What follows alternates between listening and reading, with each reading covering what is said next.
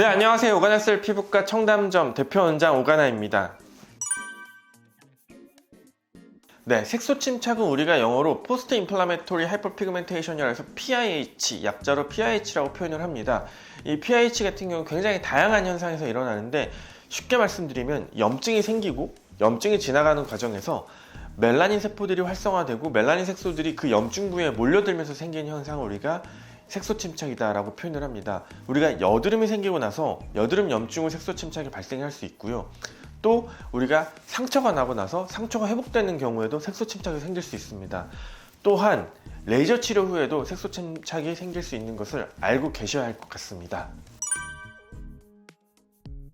네, 색소 침착 같은 경우에는 종류에 따라서 저절로 좋아지는 경우가 많기 때문에 우리가 시간을 두고 기다리면 호전될 수 있습니다.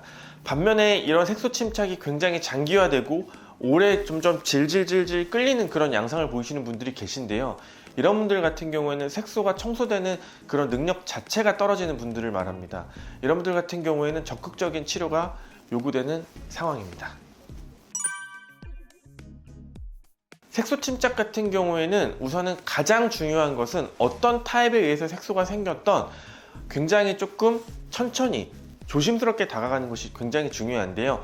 그 이유는 우리가 흔히 색소 침착이 잘 생기는 피부 타입은 동양인 혹은 피부가 짙은 컬러의 환자분들이고, 특히 그런 분들의 피부 특징을 보면은 입 주변이나 눈 주변이 상대적으로 얼굴 톤보다 어두운 분들을 우리가 발견할 수 있습니다.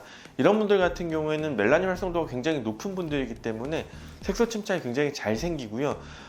치료할 때는 보통 우리가 예전에 큐스위치 레이저나 아니면 최근에 나오는 피콜 레이저를 통해서 치료를 할 수 있지만, 굉장히 약한 에너지로 환자의 피부의 타입에 맞춰서 정말 정밀하고 세심한 그런 치료가 필요한 상황입니다.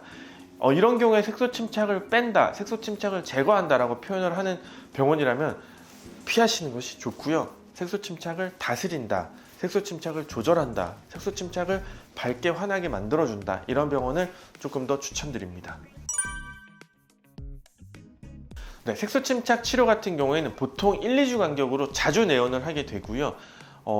레이저 한 종류 혹은 두 종류를 통해서 굉장히 약한 에너지로 멜라닌들을 서서히 달래가면서 치료를 하게 됩니다. 또한 심한 경우에는 재생주사를 통해서 조금 더 색소들이 빨리 빠져나갈 수 있도록 도와주고, 또 초음파 관리 같은 것들도 색소 침착에 도움이 되는 것으로 알려져 있습니다.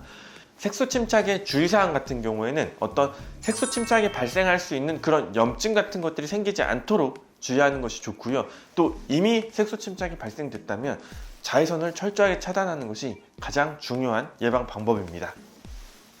지금까지 피부과 전문의 오가나였습니다. 감사합니다.